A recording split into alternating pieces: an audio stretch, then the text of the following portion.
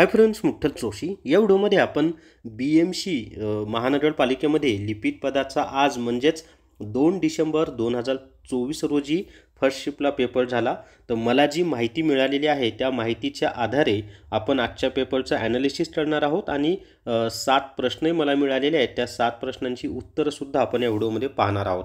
त्याच्या आधी माझी तुम्हाला एक विनंती आहे, तुमचा पेपर झाल्यानंतर 88 एक मिनिट नंबर देतो 88 06 06 86 18 हा जो माझा व्हॉट्सअपचा नंबर आहे।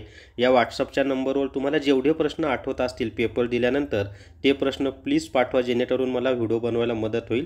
तर नंबर आहे 88 06 06 86 18 या व्हॉट्सअपच्या नंबरवर मला तुम्हाला पेपरमध्ये आलेले प्रश्न पाठवा। आणि या व्हिडिओला सर्वांनी लाईक करा, शेअर करा व Vitthal Joshi YouTube channel subscribe करा। चला तर मग आता व्हिडिओमध्ये आलेल्या प्रश्नांची माहिती पाहूयात, तसंच व्हिडिओचं ॲनालिसिससुद्धा आपण करूयात। आता ज्यांच्याकडून मला ही माहिती मिळाली ना त्याच्या आधारे मी हा व्हिडिओ बनवत आहे। मी काय पेपर दिलेला नाही आहे, त्यामुळं ठरवटर असेच प्रश्न होते। त्यात जर काही थोडंफार बदल असेल तर कमेंटमध्ये सांगा, नंतरच्या व्हिडिओमध्ये आपल्याला करेक्शन करता येईल। आता या ठिकाणी पहा, BMC question paper 2 December 2024 first shift. पहिला प्रश्न आहे, MMRDAची स्थापना कधी झाली? तर तुम्हाला आठवत असेल मी व्हिडिओमध्ये पण हा प्रश्न घेतला आणि आपल्या ई-बुकमध्ये आहे, टेस्ट सिरीजमध्ये की 26 जानेवारी 1975 या दिवशी MMRDAची स्थापना झालेली आहे। मुंबई महानगरपालिकेचे क्षेत्रफळ किती आहे? तर हाही प्रश्न आपण घेतलेला आहे। तर मुंबई महानगरपालिकेचे क्षेत्रफळ 480.24 चौरस किलोमीटर आहे। मुंबईमध्ये झोपडपट्टीत राहणाऱ्या लोकांचे प्रमाण किती टक्के आहे? तर मुंबईमध्ये झोपडपट्टीमध्ये राहणाऱ्या लोकांचे प्रमाण हे 45 ते 48% आहे। हाही प्रश्न आपल्या ई-बुकमधलाच आहे। मुंबई जिल्ह्याचा साक्षरता दर किती आहे? तर मुंबई शहर म्हणजेच मुंबई जिल्ह्याचा साक्षरता दर हा 89.2% आहे। अजूनही आपल्याला प्रश्न पाहायचे आहेत मित्रांनो। पुढचा प्रश्न आहे, बॉम्बे मिल्स असोसिएशनची स्थापना कोणी केली?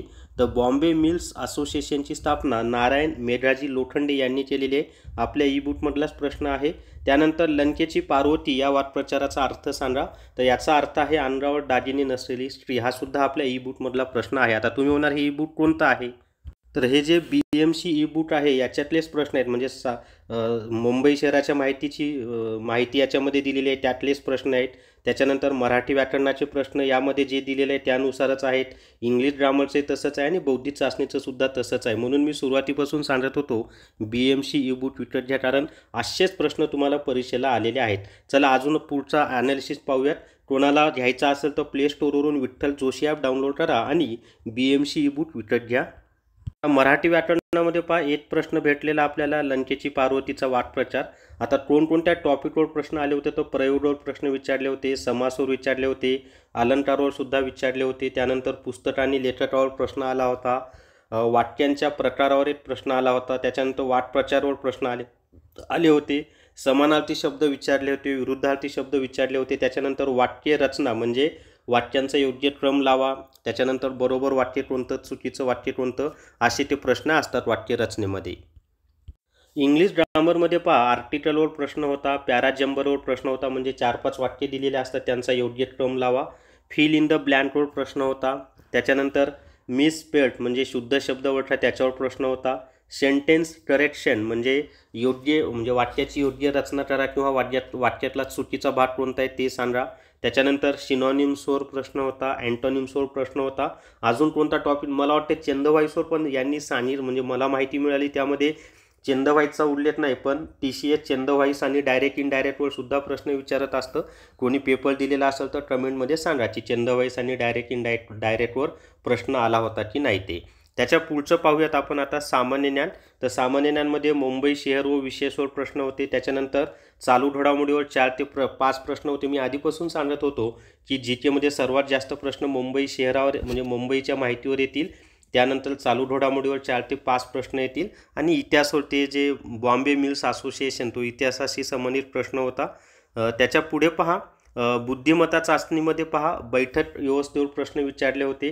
त्याच्यानंतर संख्यामालेवर प्रश्न आले होते, अक्षरमालेवर सुद्धा प्रश्न आले, तर्क व अनुमानावर प्रश्न आलेत, नाते संबंधावर प्रश्न आलेले आहेत, सांकेतिक भाषेवर प्रश्न आलेले आहेत। तर हे टॉपिक सर्वांनी करून घ्या। हे सर्व टॉपिक आपलं जे BMC ई-बुक आहे यामध्ये या सर्व विषयांचे हे सर्व टॉपिक व्यवस्थित दिलेले आहेत, त्याचा तुम्हाला फायदा होईल। तर असं आजच्या फर्स्ट शिफ्टच्या पेपरचं स्वरूप होतं।